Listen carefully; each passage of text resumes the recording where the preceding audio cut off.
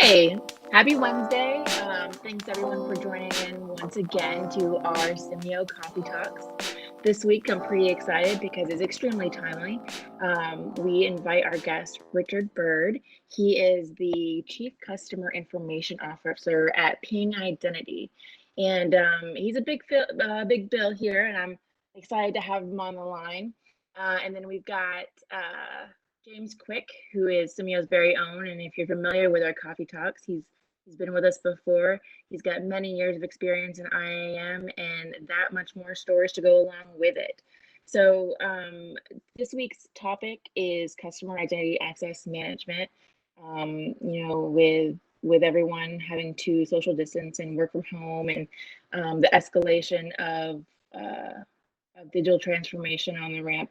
This is an extremely timely topic for everyone, and again, very excited to have these two heavy hitters join us today to answer some of your burning CIAM questions.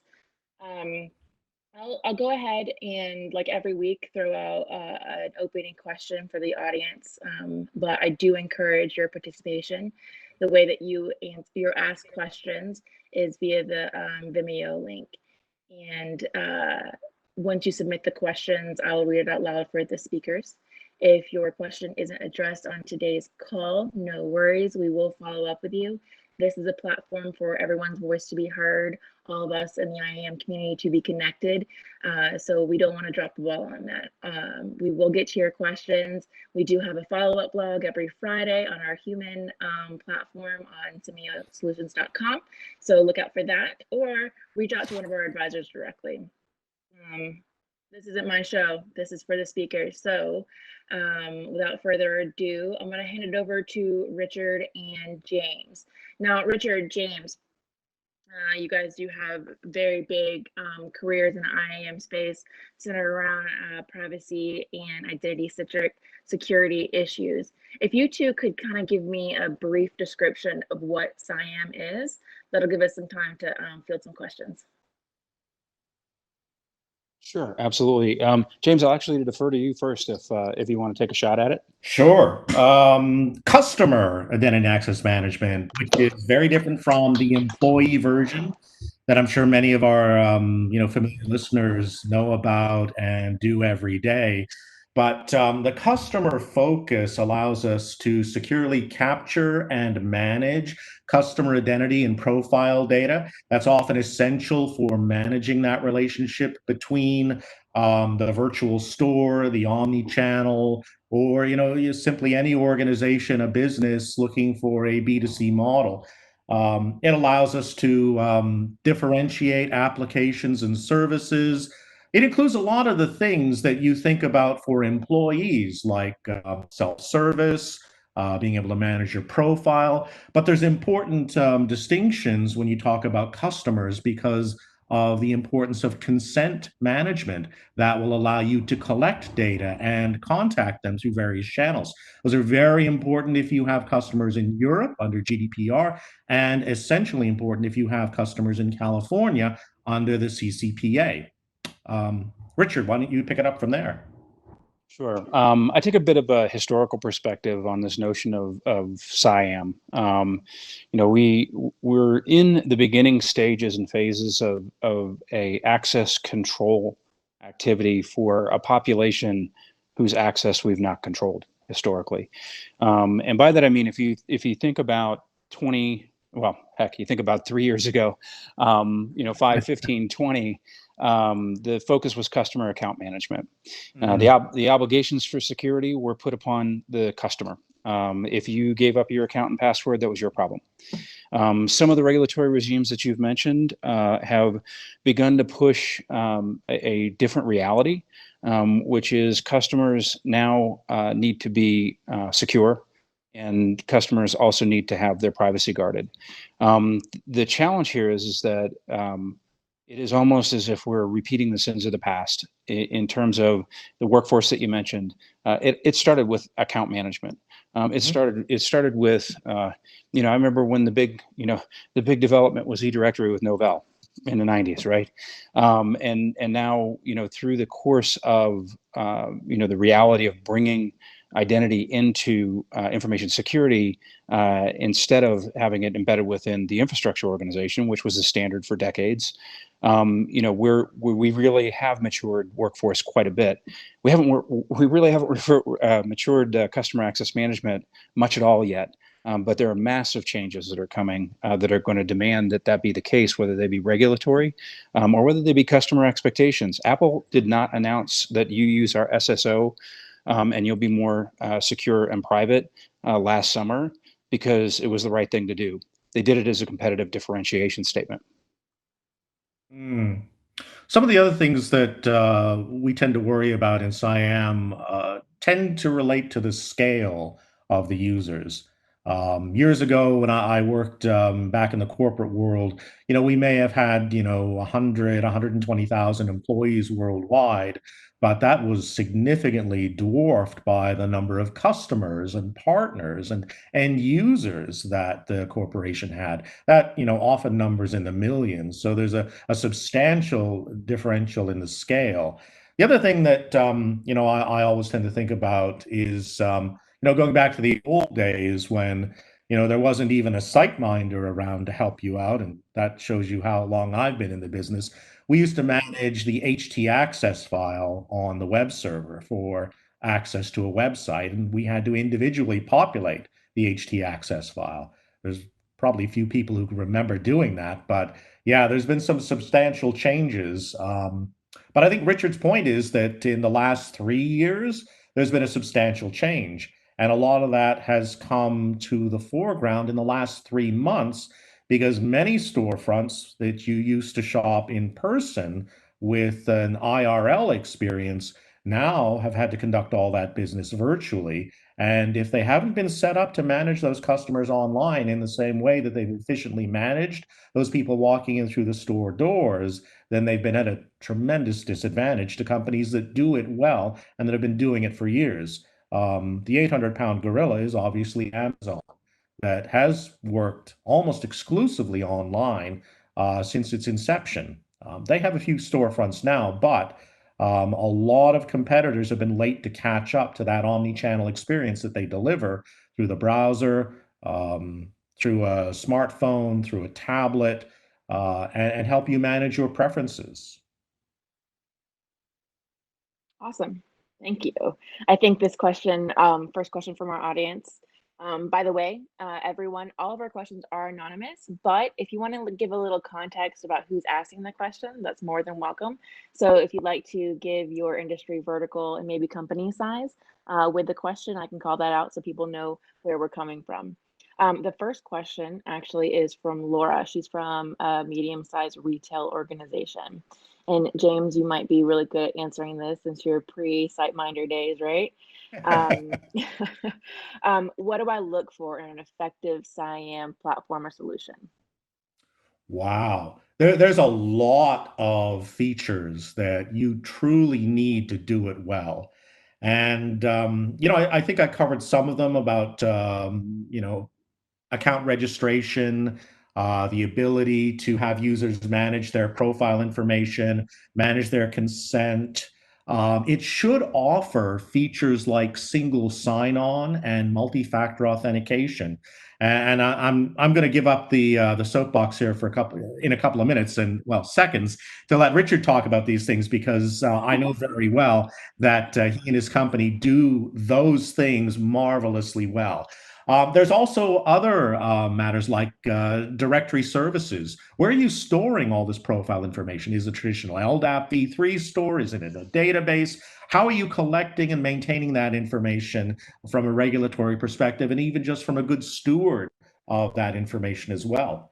So data access governance would be another issue. So there's a long, I think, laundry list of essential features that you should look for. And then depending upon your particular business, start ranking those in order of importance. But you know what you should put as number one? The customer experience. So I'll hand off to Richard at this point. Yeah, it's actually a very timely question for me. I recently stood up an organization within Ping called the Expert Advisory Practice. And the folks that are working with me and for me, we have collectively about 80 some odd years of experience in the identity space, and we're writing one of the first best practices guides for customer access management for the public domain ever. And it's not marketing slickware. It's at this point we're at production draft and we're at 50 pages.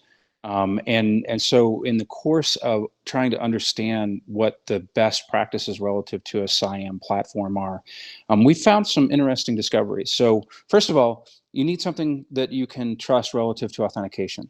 So all of the A's of, the big letter A's of identity management and control that we know from NIST and ISO and all of that still exist within the customer access management space. So you have to do authentication well, you have to do authorization well, and you have to do approvals well. The challenge here is that these use cases within the customer side for a long time, we haven't touched them because there was this mistaken belief that they were simple. They're not simple. When we look at the notion of authorization, we start talking about entitlements, grants, and consents. The point that you made. Where do you put those? How do you keep them current? How do you do something like a medical or financial power of attorney, where 20+% of the U.S. population on any given day is suffering some form of illness or disability? Right?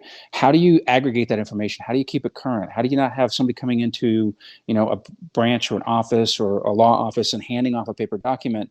How do you keep that as part of the holistic digital persona or digital identity of somebody? So what I would say is that you already know the mechanics of a good identity management platform for our audience.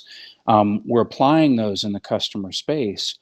But there are gaps, and those gaps are around the size and scale relative to all of these different attributes and entitlements that we need to aggregate and be able to associate with the customer, and most importantly, to be able to, for the first time, which regulation does not require, be able to tie identity security to the data that customer supposedly owns under things like GDPR and CCPA within your systems. That's a good point, Richard. The fact is, I think we were lazy. We didn't give customers the necessary attention that they deserve. We were way too focused on the employees, and for a long time, we've been, I think, more or less obsessed with our privileged users and protecting ourselves from them, thinking that all the corporate harm was in the mischief and havoc that could be caused by taking over those privileged accounts. We gave very little attention to those massive breaches that generally occur, and they're on the front page of the New York Times, the Wall Street Journal, Washington Post, etc. We haven't attended our customers with the same care, attention, and concern for security that we've extended to our employees. And I think that's one thing that's changed. And I think Richard and Ping have been driving towards this greater need to look after our customers. Yeah, great advice. And it kind of leads into our next question. I don't have an industry vertical here, but Paul asked, how do I go about improving customer data, providing the organization with a unified view of customer data and comply with privacy and consent regulations? Well, I'll take a shot at that one initially. So as I've gotten out of the corporate world, I was in the corporate world for 20+ years, and moved into, roles where I'm doing what I'm doing today, which is, walking on 5 continents and talking about all of these regulations and helping big customers try and sort this out. This type of question comes up relatively frequently, and I'm not an evangelist. I'm a battle-worn, scarred veteran. So my response to that, tongue in cheek, I don't want this taken the wrong way. My response to that is, well, geez, I don't know. How high quality is the data in your Active Directory today, relative to your workforce? And this is a big problem, right? The notion of high quality data inputs associated with access has been a challenge for years. And a lot of that is because, and this is what I talk about, the sins of the past. A lot of that is if you think about something like Active Directory. Active Directory, when it was originally created, was created for 3 specific reasons. It was created competitively to displace Novell. It was then primarily oriented to file sharing, and printer sharing. We have built entire security frameworks around a tool and a data store that was never intended to be used for security. Now we think about the diversity of your customer information within your environment. You have people in this department that have been collecting information for this purpose and for this purpose and for this purpose. This rationalization of this data into a protected data store that meets those regulatory demands that you're talking about is going to be a huge amount of work in the future. There will be a lot more tension over this topic in companies than there was over workforce. The reason for this is that marketing organizations will be reluctant to give over control of data relative to customers because it has value. It has both intrinsic as well as explicit value, and anything that's valuable is going to create turf wars. It's going to create corporate politics. It's going to create issues, and we're seeing companies now that are aligning, not putting customer access management into their CISO organization or their CSO organization, but standing up brand new functions around digital transformation. And those heads of digital transformation are taking the obligation and responsibility for creating those types of quality stores that you're talking about. But these are large enterprises going through massive changes to do this. And I can tell you from my, my perch and my observation, it is already proving to be very, very challenging.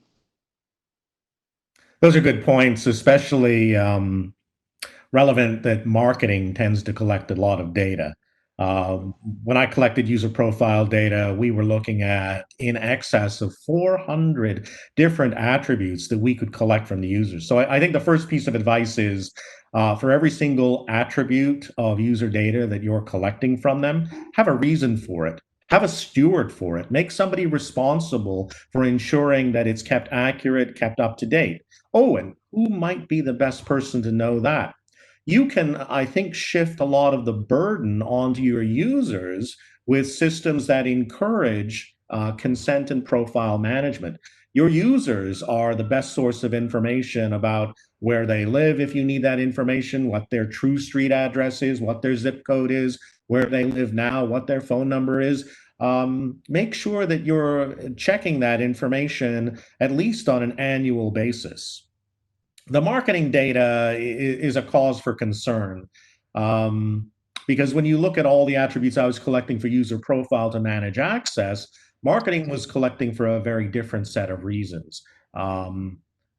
Ideally, what they wanted to do was improve the customer experience through the greater knowledge gained through the attributes they were collecting. But the problem was with this particular marketing data collection that it occurred without the user's consent. This is pre-CCPA, obviously. It occurred without the user's consent, and the user had no way to update that information accurately. So you want to engage the user in the maintenance of their own data. I think that's what's going to help you control the quality of that. For other companies in a B2B space, you can rely on companies like Dun & Bradstreet, obviously, that help you identify that corporate data and make sure it's accurate and up to date.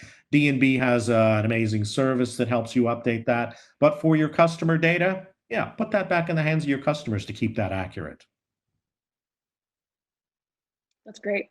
That's great advice, guys. And kind of leading into the users here, when we're talking about customers, we are talking about the users, right? So we really need to keep in mind, what our audience is and what our audience's needs, right? So when we're talking about employees, how do we get employee adoption? But really, we need to be asking, customers here, how do we make this so it's easy to adopt, easy to use, and not so cumbersome and too much of a burden? So this kind of leads into what Brian is saying here. He's asking, what are some of the evaluation criterion to use when creating a good customer experience? So the user experience workflows. Well, look, I think that this is fascinating to me in terms of my time and technology, that we've landed in a space and place where it is possible to leverage compute and artificial intelligence and machine learning capabilities. And I'm very cautious using those terms because they've gotten so overhyped from a marketing standpoint. But we do have the capacity to be able to do those key things within access control. And I want to be really, really frank here. Nobody is getting audited under ISO or NIST standards for customer access right now. They will be. Right now, they will be, though. Yeah, that's coming, right? But if we think about those capabilities of authentication, authorization, approval, the ability is now in our actual work basket to be able to provide frictionless experiences to customers. I hate the term passwordless, right? Because if you're an old security guy like me, passwordless just sounds like no security. But there are ways for us to leverage risk scoring and the tools and the solutions that are associated with that, device scoring, behavioral scoring, at a scale that we never were able to do. I mean, I don't even think we really got there in the workforce. And then all of a sudden, customer access management was on top of us. So a great customer experience is, the way I always like to liken this, is a great customer experience is the same customer experience that you have in your neighborhood. When at 2 o'clock in the morning, there is a patrol car that is going through your neighborhood and you don't know it, but you know that you're safer. You know that you're more secure relative to the activities that are going on your behalf without you knowing it. So a great customer experience is a secure customer experience without a tremendous amount of overhead or heavy lift by the customer themselves. In fact, the less, the better. And I wouldn't say that if I didn't believe truly that it's technically capable these days. Yeah. So I would think there would be three things that you should look at when you're evaluating products. First off is, how does it let them into your systems? How does it get them through the front door? Is there only one way in? Do they have to provide a username and a password and then a password again on that first visit? Or can you let them in to browse? Can you let them in as a guest? What do you collect? What's part of that seamless introduction to bring them into your system to help them with that omni-channel retail experience of the future that you're trying to ask them? And I do love that term, passwordless. And if you could do it through a Face ID or a thumbprint, biometrics is in the hands of everyone these days, whereas 5 years ago, 10 years ago, that wasn't an option. One-time passwords or that kind of second factor authentication. Single sign-on helps move these people around through your sites. If you're like most retailers, you have a high-end business, you might have a mid-sized business, and then you might have a discount retailer and an off-brand. And, you want to move them between those sites in an easy way. Get them inside. Second, once they're inside, you have to learn who they are. This is where your friends in marketing have come in, because they're collecting that data. What did they look at last time? Oh, by the way, get their consent to do that. Have an option when they sign up for that account that lets them know what you intend to do with that data, that you're going to track them as they walk around the store. Not because you're suspicious that they're going to slip anything into their virtual pockets, but because you're interested in improving their experience. And that means getting their consent to do that. So recognize them when they come in, recognize the device, recognize their consistent patterns, and be aware when a user comes in and violates those patterns, because that's very often evidence that something has gone wrong, and it may not be the user whom you think it is. The last thing is, of course, and why is it last? It should be probably first. Protect them. Protect their data. Make sure that the data that you collect is kept private, even from your own employees. Nobody, on a help desk needs to see a credit card number. They just need to know that that number's been populated. They don't need to know the exact number. They don't need the expiration date, because very often your systems will be offering them the opportunities to, again, seamlessly transact business by saving their information, saving their address, saving their credit card information. Make sure that if you're doing that, you have their consent, and then you guard that information religiously. There is no excuse for letting that information out into the wild. So if the product can answer all those three things, let them in seamlessly, recognize those people once they're in, give them a superior experience because of that recognition, and finally, protect them. Those are the three things I would look at the product, and I would construct use cases around the evaluation of the product to match those three things.